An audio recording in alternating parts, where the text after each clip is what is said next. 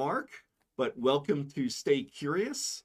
And I am Burt Dicht. I am the Managing Director of Membership for the National Space Society. And I am filling in for Mark as he is chasing the eclipse somewhere in the United States. So welcome again. It's great to be here. Mark's not here in person, but we do have him on the phone right now. So I am actually going to bring up our flat Mark. Mark, you out there? Yes, I am. Hello, Bert. Hi, Marty. Great to see you all guys today. Flat Mark resurrected on the road. I'm in Tennessee. It's 40 degrees Ooh. with spitting snow. I want to come home, okay? How is the weather looking for Monday?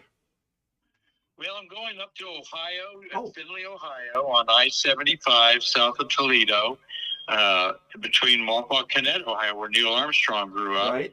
In Toledo, and it's kind of cloudy as predicted. I think there's an unusual amount of cloud predicted along the Holy Eclipse Trail, but everyone will start zeroing in on that, I'm sure, Saturday. But Bert, my mom's 91 years old. She bought me my first telescope when I was 8 years old, and my hometown of Findlay, Ohio is where the big bang of all this space craziness started for me, so I'd be remiss if I wasn't standing beside my mom, whether it was cloudy or not. So at least it'll get dark if it's cloudy for 4 minutes. So looking forward to it, as are just millions of people in the path of totality. And I know you're going to talk about that. Yes. Bert, you got a great show lined up here, and appreciate you helping us. Bert's going to be on once a month and talk about the National Space Society and other stuff. So great, Mark. I was joking with you earlier. I remember Johnny Carson used to have that grueling 3-day-a-week schedule at the end of his career when he was doing the Tonight Show. Is that what you're planning for me as a guest host? Absolutely. I could do that. Here, I'm looking at you on YouTube here. You got my face holding up there. Yes, there we go. That's cool. Yeah. No, we welcome you as we do. Nick Thomas is going to pinch hit for me on Monday. But you and all these space influencers are so important to our museum, dear Bert. And we hope that this is just the start of many programs that you do with you and me together and by yourself. So sounds great, Mark. All right. Well, enjoy, everyone. You're going to enjoy a great program here. Some space history and some current events going on. So, Bert, have at it. And thank you, Marty, for all you're doing. And I'll talk to you all tomorrow on the road, as we will have a special flat Mark on the road talking about the shuttles of the month of April. There's 18 of them, Bert, and you're going to hit a couple. I'm going to hit a couple this month. Yes. All right. Yes. All right. Well, take care. Thank you. And I'll be staying curious. And stay safe as well, and enjoy the eclipse. Thank you very much. Good luck. Thanks Bye-bye. so much.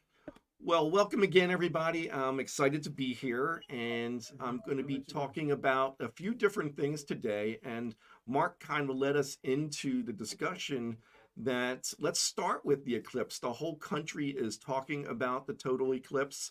I actually was planning to go out to Dallas to see the totality, but because of the weather was so iffy, I decided to pass on it. And I was actually on some of these different Facebook groups that are talking about the eclipse, and a lot of people were changing their plans at the last minute. I am hoping that we'll have great weather on Monday wherever you are. And I just wanted to share let me just show this here. Oops. If I want to advance there, Marty, what do I do here? There we go. You want the images? Yeah, there we go. Got the image. Okay, so I'm just going to advance everybody to this next image. So I have never seen a total solar eclipse. Back in 2017, I was in New Jersey working for IEEE when we had the Great American Solar Eclipse.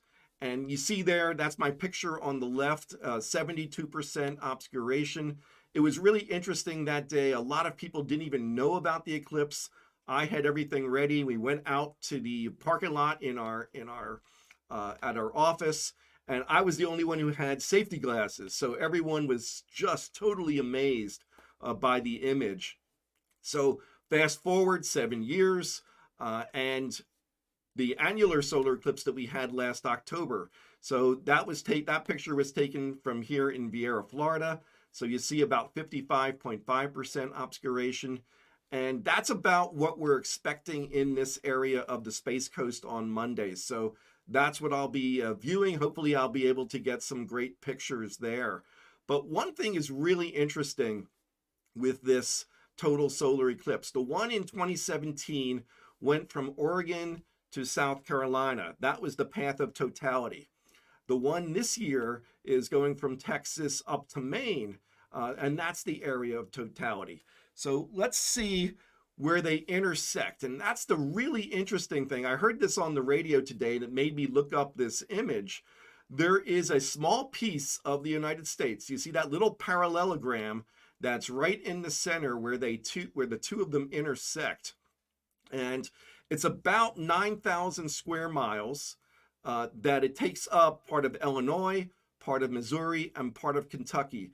Those people are seeing total solar eclipses within 7 years of each other, which is really incredible. So they are in a fabulous location. I'm hoping they're going to get some great weather. It's really exciting. Some of you might remember when I was on last, I talked about the fact I was with the Civil Air Patrol. And the Civil Air Patrol is working with NASA GLOBE's program. So they are deploying about over 200 teams of students, cadets, senior members to take different measurements that day during the solar eclipse. They're going to be looking at cloud cover, they're going to be looking at temperature and the wind to see how a solar eclipse impacts the weather that day. And all of that information is going to be reported back to NASA. And last I heard, there are about 1,000 cadets involved. There are about 2,000 senior members.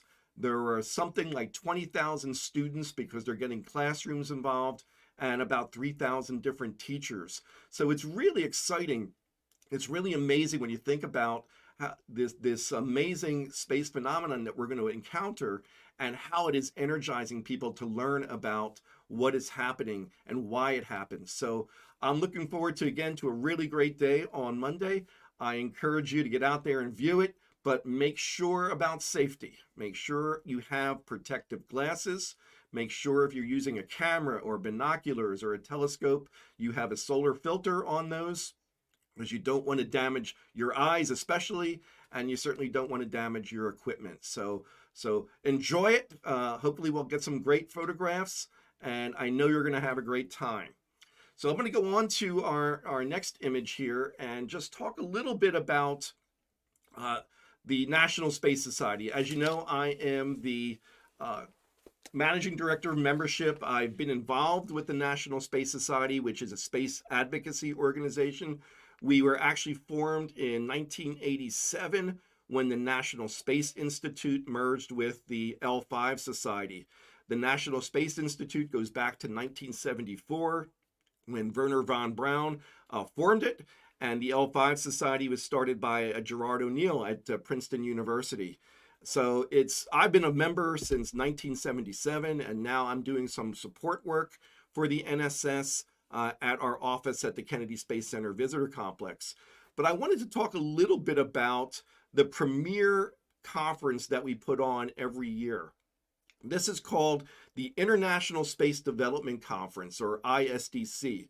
So this is the 42nd year that we're running this conference. It's going to be held in Los Angeles from May 23rd to 26th. It's Memorial Day weekend. It's at the Sheraton Gateway in Los Angeles. Great location. We've done it there many times before. It's a large venue that we can do everything we need to do. The theme this year is No Limits in Space. So I'm going to talk a little bit more about the program, and hopefully you might be interested in attending this year. NSS members, if you do receive a discount. So if you're not a member, it makes sense to join if you want to come, because you'll save a great deal of money. Our early bird registration ends on actually April 19th. So just go to ISDC 2024 on the internet, and you'll be able to get to our website real quick. But let me tell you a little bit about the program. We have many different tracks, and these are just a few of the tracks that we have. So, space solar power, space law and policy. We've got space health, space elevators. Our space ambassadors are a group of our most experienced members who go out and give presentations. So they'll be doing several presentations. We have a great session on science fiction to fact, launchpad talks, living in space, Mars, many roads to space. It is an amazing conference, and I really do encourage you to think about attending, because one of the great things about it is our list of speakers. So let me just share a few that are coming this year. We've got Jose Hernandez, astronaut Jose Hernandez. You may recall he was in a recent movie on Amazon Prime called A Million Miles to Space. And he is an interesting story. He applied for the astronaut program about 10 different times. He was working as an engineer at Lawrence Livermore Laboratory, and he's a Mexican immigrant, was a migrant farm worker with his family, and rose to become an astronaut. After his 10th time, he was finally accepted, and he flew on STS-128. So we're really excited to get him at the ISDC. He has a book about his life story, and it's a great movie if you have a chance to catch that on Amazon Prime. We also have Susan Kilrain. Susan was an astronaut as well, a pilot. She's a former naval aviator, an F-14 pilot, and actually became a shuttle pilot and flew on 2 missions, STS-83 and STS-94. And she recently wrote a book, a children's book, about her experiences. So you'll hear from 2 great astronauts. We have some other great speakers as well. Dr. Alan Stern from New Horizons. We actually featured Dr. Stern on a recent NSS Space Forum. And he is just fascinating, talking about New Horizons, but he also flew on Spaceship Two with Virgin Galactic back in October. So I'm sure he'll share some of those experiences. A great presenter as well. And we have Rob Manning, who is the chief engineer at the Jet Propulsion Laboratory. This is just a small sample of the great speakers we have coming to ISDC. And also something big. William Shatner is going to be there. William Shatner is going to be receiving the NSS Heinlein Award. This award is presented to individuals who've made significant contributions to us becoming a spacefaring civilization. And of course, as Captain Kirk, he obviously influenced so many people to space careers. And of course, he also flew on New Shepard. He will be receiving the award that Friday evening. Unfortunately, everybody, he's not going to be able to do photo ops, things like that. But it is a great opportunity to hear from a true icon from both, culturally, and now, of course, his accomplishments in inspiring the next generation to space. So we're looking forward to that as well.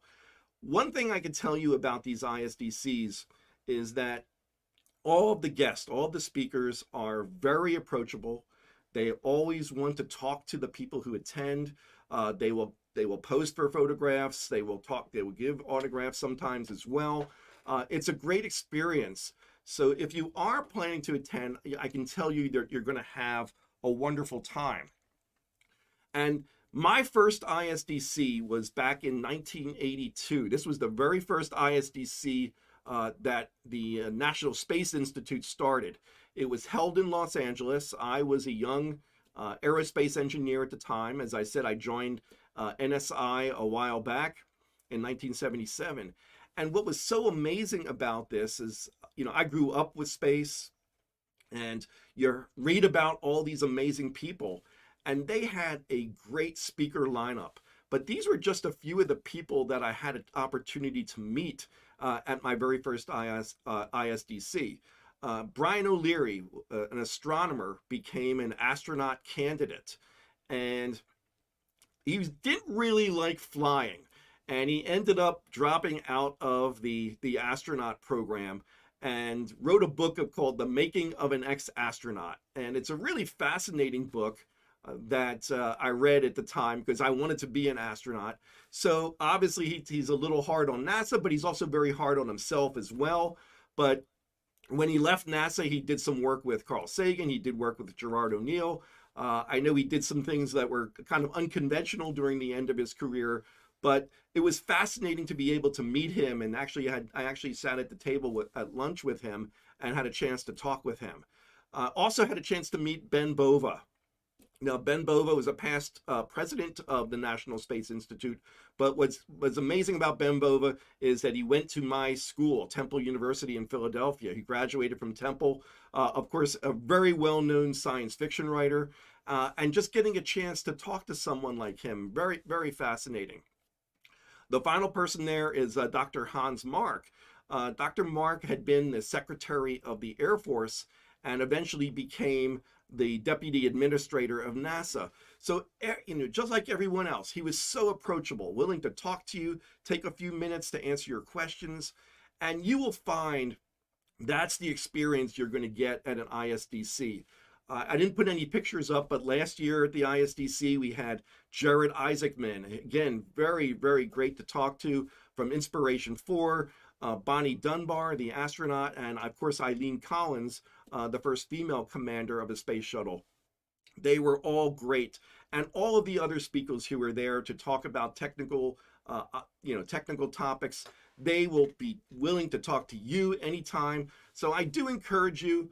Hopefully you can make it out to Los Angeles Memorial Day weekend and experience the 42nd ISDC International Space Development Conference. I know you will truly enjoy it. So, and again, I'll put my contact information up at the end if you have any questions about the ISDC. So hope to see you in Los Angeles Memorial Day. So I want to just make a little transition here. I grew up in Philadelphia. I lived in New Jersey before coming down here to the Space Coast. And I shared a little bit about this when I was on with Mark about a month or two ago, that I didn't see my very first launch until I was 50 years old. I saw STS-129 back in November 2009. I think I saw about 4 or 5 other launches before I moved here. One was an Atlas V, and I saw several SpaceX launches of the Falcon 9. And one of the things that attracted me to come here was, of course, being here and seeing launches. I never get tired of them. They are incredible. As an engineer, I'm fascinated by what it takes to harness all that energy to get something that big into space and up to 17,500 miles an hour, or even more if you're going outside of the Earth's gravitational field. So it's really exciting. And one of the great things is last Saturday, there were 2 launches within hours of each other. So this image you see here is of the SpaceX Falcon 9 Eutelsat launch that occurred during the afternoon of Saturday. Now, I was at home. I was in Vieira, about 30 miles away, and just snapped this picture. So you can go outside and look at a rocket launch. That's what's so amazing about living here. And and I will talk about something after this, after I show the next picture. But a few hours later, that very same day, you had a Starlink launch, and this was at night. So this one, you can see the brightness of it. And actually, this one's a little easier to see from Vieira because this one was going on a southeasterly trajectory. So it flies basically right over my home almost. And you can track it the whole time until it actually disappears. But when you look at the two photographs, I know a lot of people love those night launches because it is so spectacular. But I kind of like the day launches because I like to be able to see the rockets there. So you can definitely see the Falcon 9 in that image.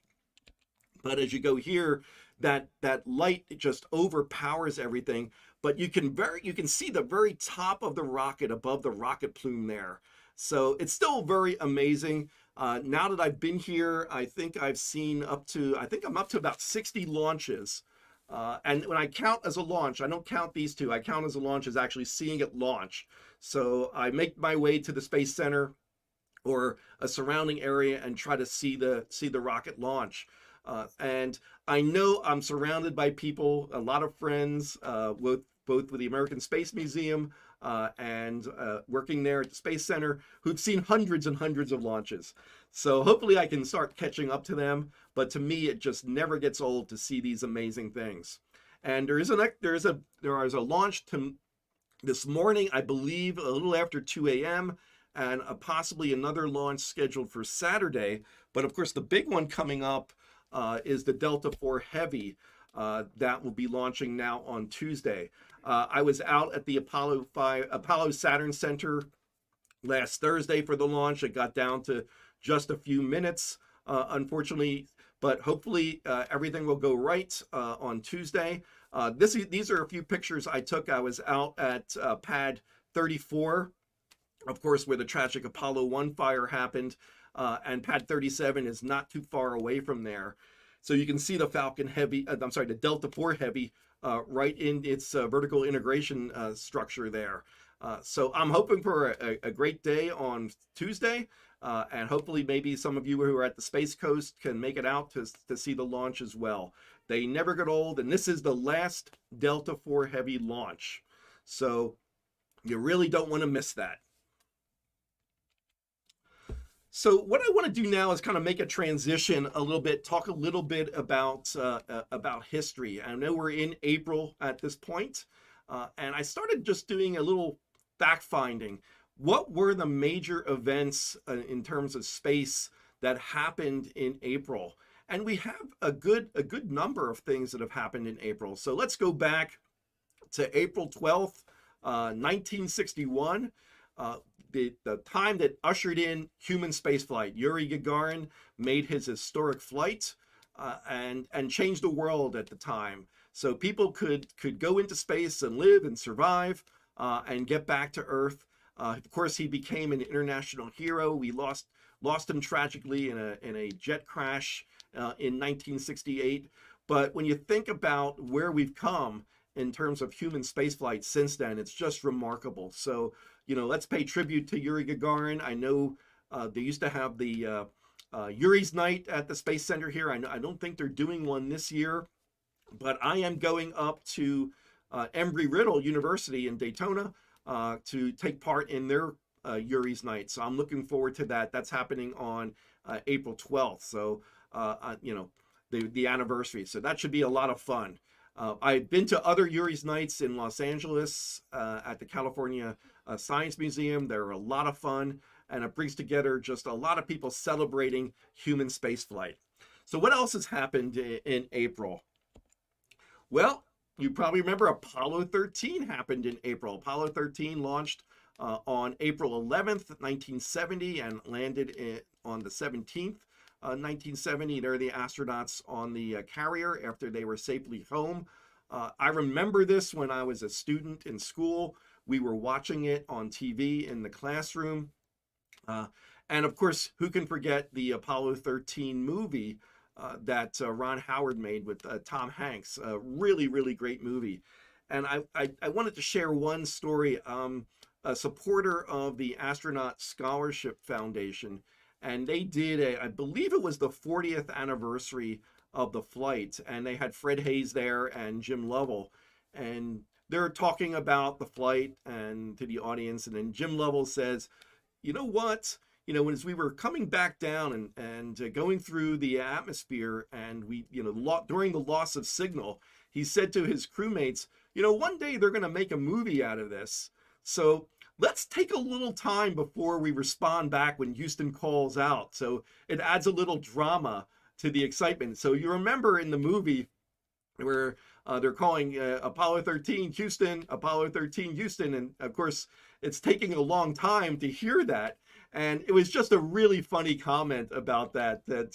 Thinking, oh, let's delay it a little bit to add some drama to the movie. But really great to meet both Fred Hayes and Jim Lovell many times at different events.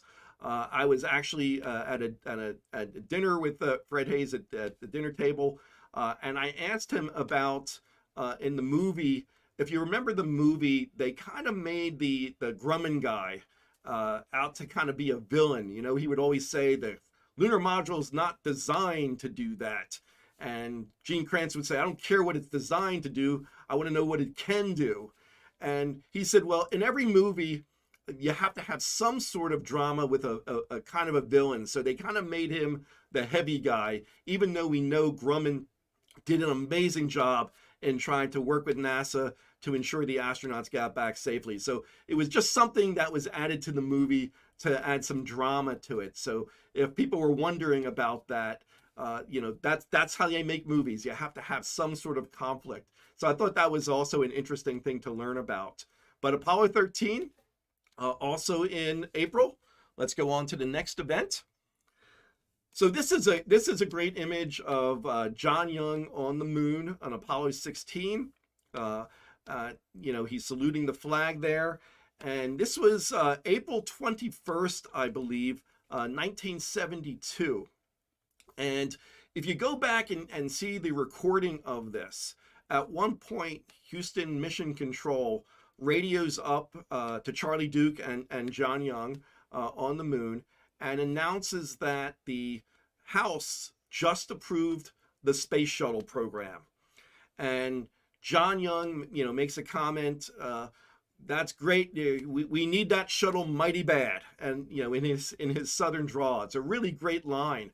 And who would have thought that just 9 years later, in the same month, that, you know, that he would eventually command the very first space shuttle flight. So really, really amazing. And you can go back and view this, you know, on YouTube or some of the NASA footage if you'd like to hear him say that. But I always remembered that you know, it was just, yeah, we need that shuttle mighty bad. So that was April also 1972. And of course, let's fast forward nine years to April 12th, same day that Yuri Gagarin launched.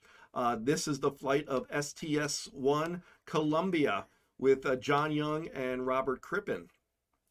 It's interesting, when I worked here at the Space Center, intern at the Space Center, they invited me back to see the launch.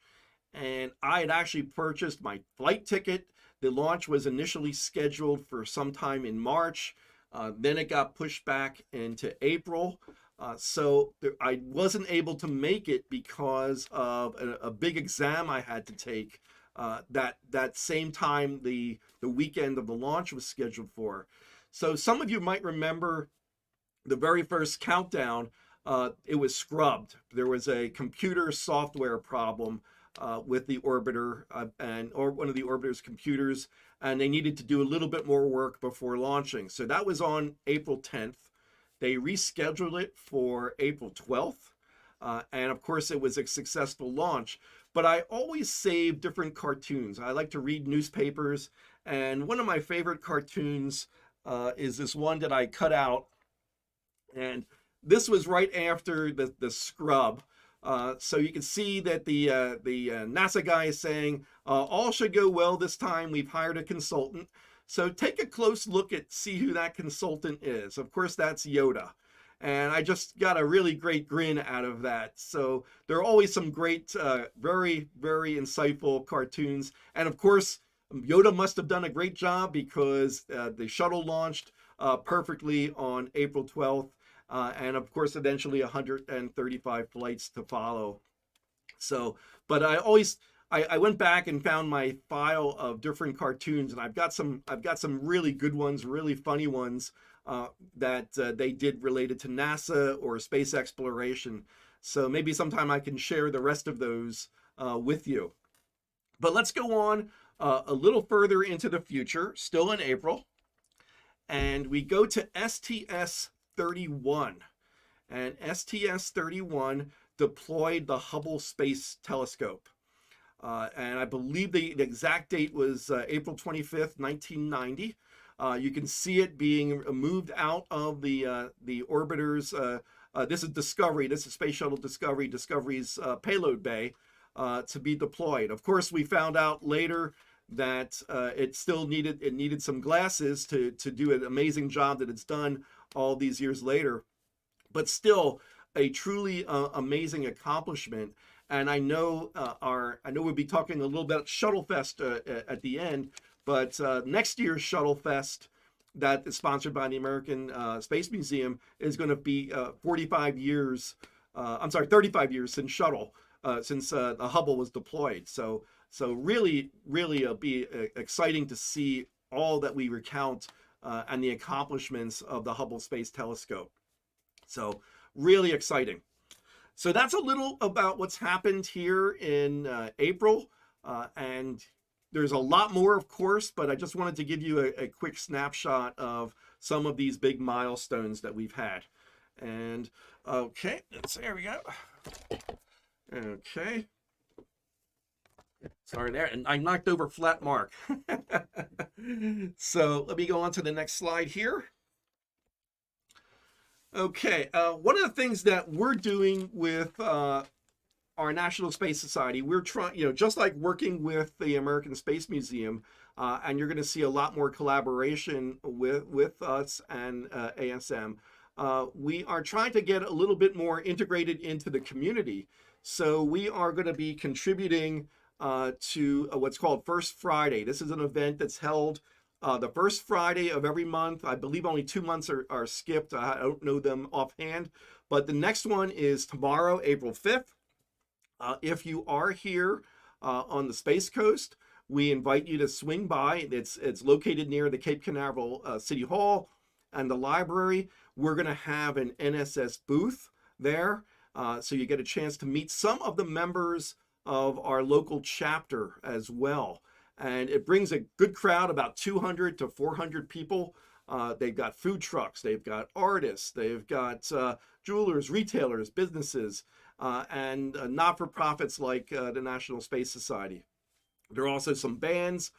So definitely, if you're in the area tomorrow, drop by and say hello to us at the NSS booth. We look forward to having you there. And again, we'll be doing these on every first Friday, so I know you'll have a great time to be there. Let's see. Let me just go on to the next slide here. And I'm going to get ready to close out and also make some other announcements. But our NSS office here at the Kennedy Space Center Visitor Complex, it's located in the Center for Space Education. I am there, and my colleague Jennifer Muntz. If you have any questions, definitely feel free to reach out to us. We'll be glad to answer questions about membership, about the ISDC. Also, our latest issue of Ad Astra has come out. This is our premier magazine here. So there we go. You can see it a little better. This issue is our first of the year, and we publish this 4 times a year. So it's a great magazine. The editor-in-chief, Rod Pyle, has done an amazing job. He's got a great staff of writers and contributors, and you learn the latest about what's happening in space. So I do encourage you to swing by our office. Let us know, and we can welcome you there and show you around. And I know you'll have a good time. So let me get out. I think we just about running out of time here. And I do want to let people know we've got a few people on the line here. We had Dave Strange is in Michigan. Stangy. What is that? Dave Stangy. Oh, I'm sorry. It's Dave Stangy. I looked like an R. Sorry about that, Dave. Dave Stangy. I apologize for that. Dave is in Michigan. Mark and Tom Usiak are in Hershey. Robert Law is in Scotland. And that's Gary. What is that last name there? Gerald is in Georgia. So thank you for joining us, guys. Mark and Tom, hopefully be seeing you guys soon. Here later. I know we'll be at the Space Fest, Shuttle Fest coming up next week. So let me go to our next slide here. No, there we go. So I just want to remind everybody that the Shuttle Fest is next week. I think this is the 3rd Shuttle Fest that they're holding. And the topic this year is more than just astronomy missions. And I think you're going to find some great topics that we're presenting. I actually have some notes here on what's happening. There is going to be an STS-35 Astra 1 and 2, STS-35 and STS-67 panel. It's going to be led by astronaut John David Bartow and Scott Vangen, who's a NASA electrical engineer. So that should be really great. Then there'll be shocking discoveries by space telescopes. We'll have some lunch and friends and time for vending time. Then we've got a session in the afternoon called Two Tales of Centaurs and RTGs, and that's led by a panel led by Mickey Haddad from a NASA electrical engineer. Then Art in Space with good friend of mine, artist Chris Calley, photographer Tom Uziak, and another good friend, patch artist Tim Gagnon, and painter Ron Woods, and they're going to share their perspective on space art. So I think you're going to really enjoy that. And then finally, there's a session is a rocket renaissance, and that's going to have a discussion with NASA, Voya Space, and of course National Space Society. And I think I'll be taking part in that as well. So I definitely encourage you to visit us at Shuttlefest next Saturday, the 13th. And we hope you can make it there. It's at the the Hyatt, a Hyatt Place in Titusville, not too far from the Space Center. So we look forward to your attendance. Do we have any questions or comments that have come in? So very good, everybody. Well, it's certainly been my pleasure to act as a guest host today for Mark. Hope he is doing really well. And I've enjoyed it. I hope you've learned a little bit. I look forward to actually doing this again. This was a lot of fun, and we certainly hope you have enjoyed it as well. So tomorrow, Flat Mark is going to join you from the road when the topic is shuttles of the month of April. So that should be really interesting. And I look forward to seeing you again next month to bridge the space between us. So thank you all for joining us today on Stay Curious. It's been my pleasure to guest host. Again, my name is Burt Dicht, and we'll see you next time.